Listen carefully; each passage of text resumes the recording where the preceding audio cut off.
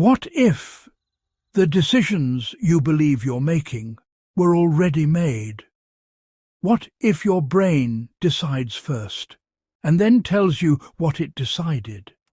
Right now, as you're watching this, you probably feel like you chose to click this video.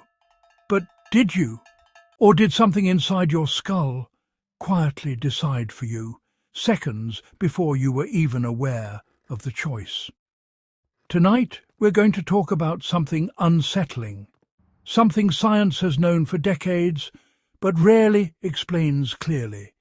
Because once you truly understand it, free will doesn't feel the same. We live our lives convinced of one core belief: I decide, I choose, I am in control. But neuroscience asks a dangerous question. What if consciousness isn't the driver? What if it's just the passenger? In the 1980s, a neuroscientist named Benjamin Libet ran a simple experiment. Participants were asked to do something trivial: move their finger, press a button, nothing complex. But there was a twist. They were told to watch a clock and note the exact moment they became aware of the decision to move. Meanwhile, their brains were being monitored. What Libet found changed everything. The brain showed decision-related activity before the person reported consciously deciding. Not milliseconds after, hundreds of milliseconds before, the brain decided before the mind knew. Wait, read that again. Your neurons fired, your motor cortex prepared, your action was already underway. And then consciousness showed up to take credit. You didn't initiate the decision. You were informed of it. This raises an uncomfortable question. If your brain makes decisions before you are aware, who exactly is you? Is consciousness the commander, or just the narrator? Think about it. Your heart beats without permission. Your pupils dilate without asking. Your stomach digests without consulting you. So why would decision-making be any different? What if consciousness exists, not to decide, but to explain decisions already made? Modern neuroscience suggests something radical. Your conscious mind may function more like a press secretary than a president. The real decisions happen behind closed doors, in neural circuits evolved for survival, speed and efficiency. Consciousness simply steps in afterward and says, "Yes, that's what I wanted." Have you ever made a decision and only later come up with a reason? That wasn't you being careless. That was your brain doing what it always does. Act first, explain later. But wait, it gets stranger. Later experiments pushed this even further. With advanced brain imaging, scientists could now predict a person's choice, seconds before they became consciously aware of it. Left or right, yes or no, press or don't press. The brain already knew. You didn't. So, is free will dead? Not so fast. This is where things become complicated. Libet himself noticed something interesting. Even though the brain initiated decisions unconsciously, people could sometimes veto them, a kind of mental emergency brake. The brain says, "Do this."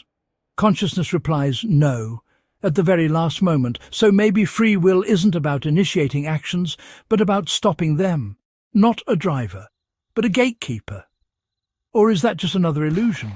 Some neuroscientists argue even the veto is just another unconscious process we feel conscious of, a deeper layer making a decision about whether to allow another decision. An illusion stacked on top of another illusion. Why this matters more than you think. This isn't just philosophy. This changes how we understand, responsibility, morality, justice, identity. If decisions emerge before awareness, what does it mean to choose right or wrong? If impulses appear uninvited, who deserves blame and who deserves control? The dangerous applications. Here's where things get uncomfortable. If brains can be predicted, they can be influenced.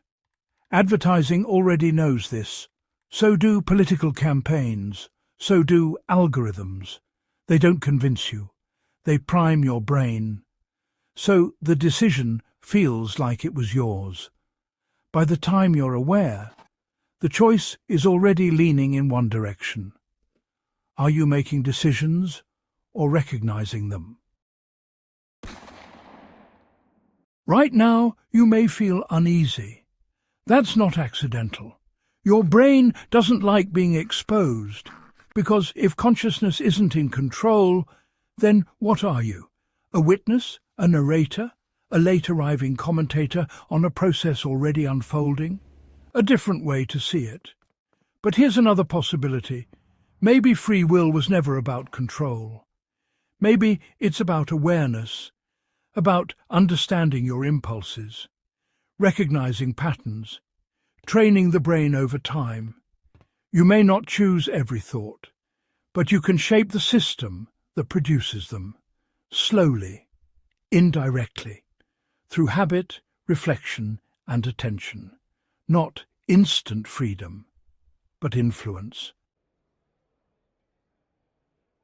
The final question.